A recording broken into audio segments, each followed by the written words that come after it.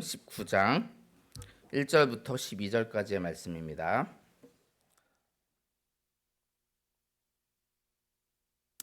마태복음 19장 1절부터 12절까지의 말씀입니다. 신약성경 마태복음 19장 1절부터 12절까지의 말씀 저와 함께 교독해서 읽겠습니다. 예수께서 이 말씀을 마치시고 갈릴리를 떠나 요단강 건너 유대 지경에 이르시니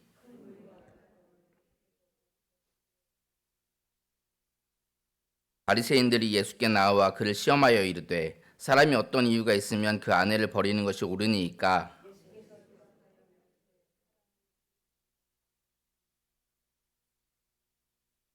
말씀하시기를 그러므로 사람이 그 부모를 떠나서 아내에게 합하여 그 둘이 한 몸이 될지니라 하신 것을 읽지 못하였느냐.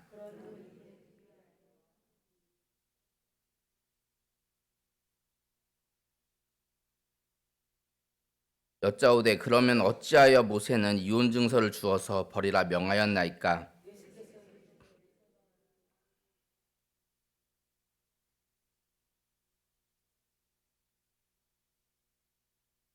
내가 너에게 말하노니 누구든지 음행한 이유 외에 아내를 버리고 다른 데 장가드는 자는 간음함이니라.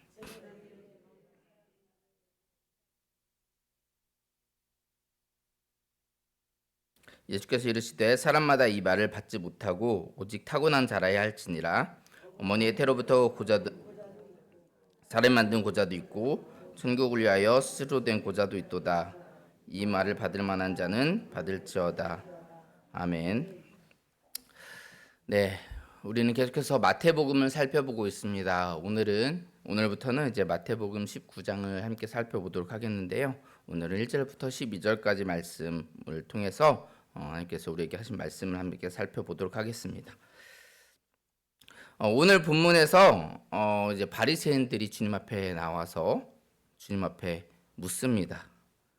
3절을 보시면 바리새인들이 예수께 나와 그를 시험하여 이르되 사람이 어떤 이유가 있으면 그 아내를 버리는 것이 옳으니까. 어떠한 때에 우리가 아내를 버릴 수 있습니까? 이렇게 물어보는 겁니다.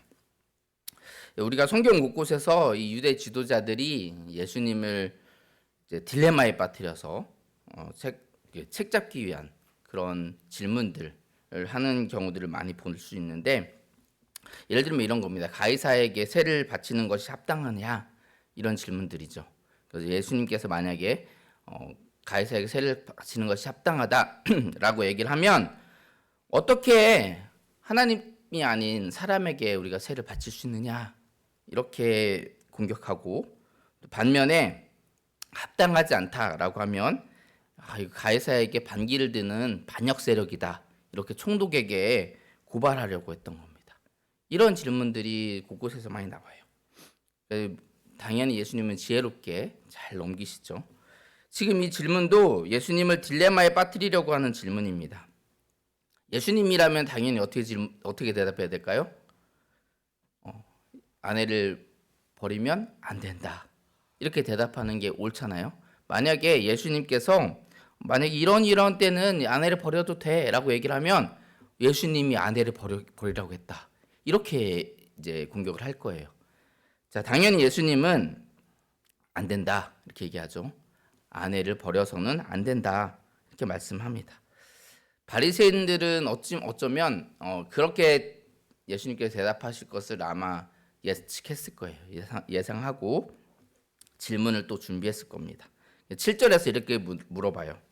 여짜오되 그러면 어찌하여 모세는 이혼 증서를 주어서 버리라 명하였나이까. 그러니까 지금 예수님 말씀은 모세가 잘못됐다는 말씀이네요, 이렇게 얘기하는 거예요. 그죠? 모세는 분명히 이혼 증서를 주어서 버리라고 했는데 어떻게 된 거예요? 이렇게 물어보는 겁니다. 자, 그래서 예수님이 이에 대해서 이렇게 말씀하십니다. 8절 말씀이죠. 예수께서 이르시되 모세가 너희 마음의 완악함 때문에 아내 버림을 허락하였거니와 본래는 그렇지 아니하니라.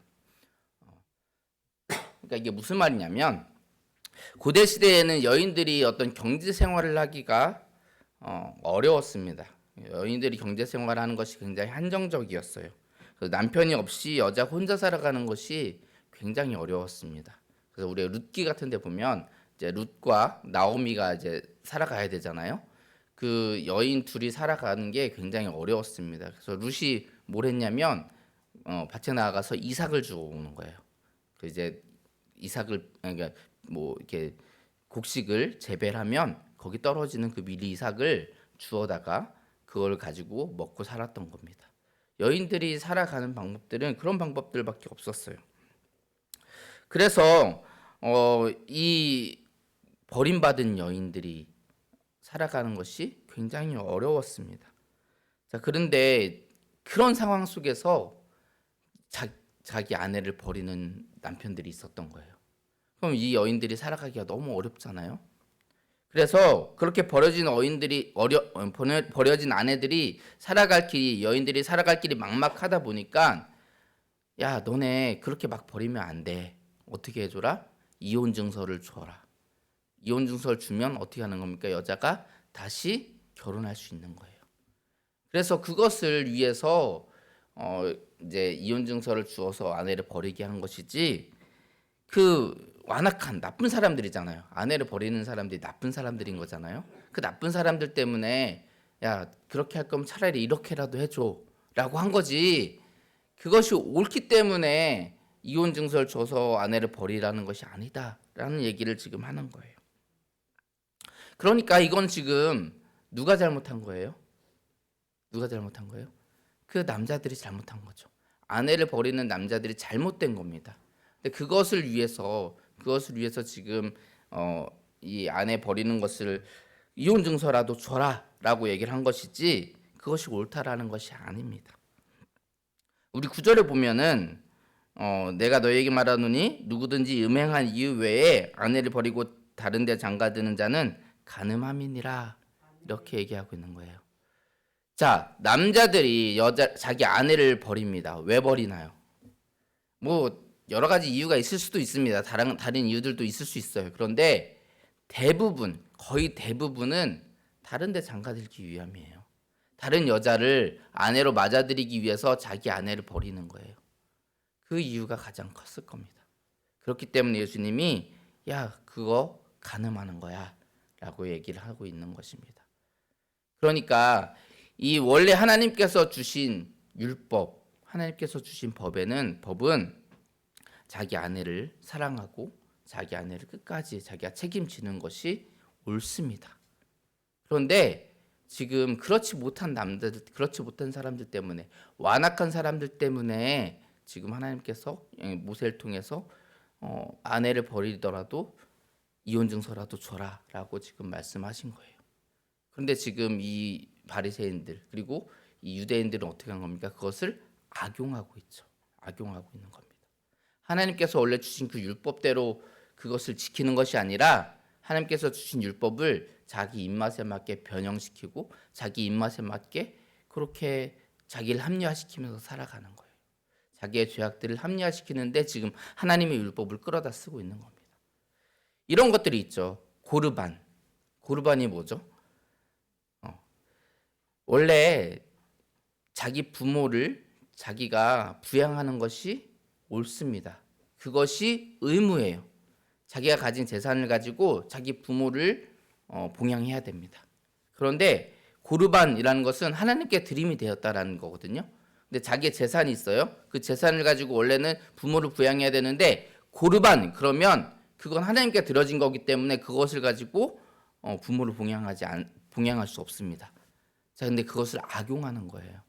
어떻게 악용하냐면 고르반이라고 해서 자기의 재산을 고르반이라고 해서 하나님께 드린 거다. 그래서 구별해 놓습니다. 그리고 부모를 그래서 봉양하지 않아요. 그리고 나서 부모가 돌아가시면 그 고르반 했던 걸 취소합니다. 네, 자기가 써요. 그거 고르반이라는 것 자체는 나쁜 것이 아닙니다. 하나님께 드릴 때 자기의 것을 미리 고르반이라고 해서 구별해 놓는 것은 좋은 겁니다. 그런데 그 좋은 것을 악용하죠. 자기 부모를 봉양하지 않는데 악용합니다. 그 제도를 악용해요. 나쁜 거죠. 우리도 그와 같은 것이 있지 않은지 한번 우리 살펴봐야 됩니다.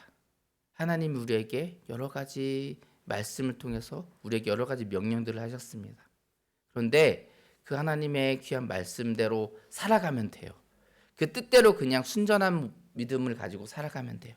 근데 그렇지 않고 하나님의 말씀을 내 마음대로 내 입맛에 맞게 변형시키고 또 내 죄를 합리화시키는데 끌어다 쓰고 있진 않은지 우리는 우리 자신의 모습을 살펴봐야 됩니다.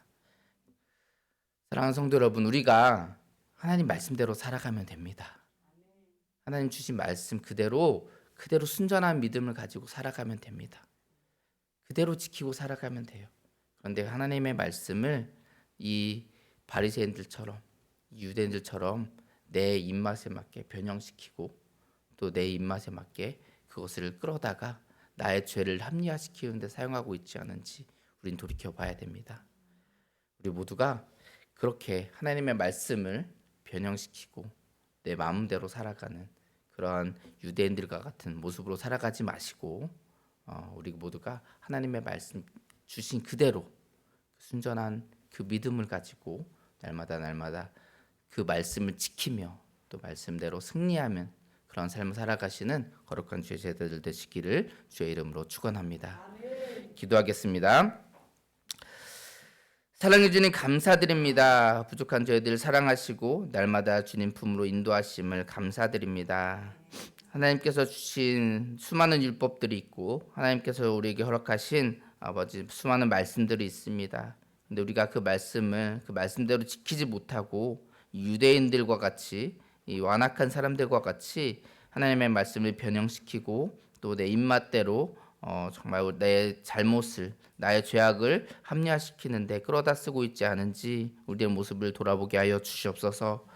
하나님, 우리가 정말 하나님께서 주신 말씀을 그 말씀 그대로 우리가 믿고 또한 그 말씀 그대로 지키며 살아가는 저희들 되게 하여 주시옵소서.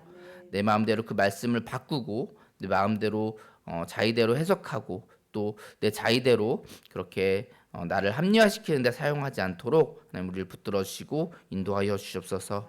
날마다 그 순전한 믿음 가운데 승리하며 살아가는 우리 모두가 되게 하여 주시옵소서. 항상 함께 하실 줄 믿사오며 거룩하신 예수님 이름으로 기도합니다. 아멘.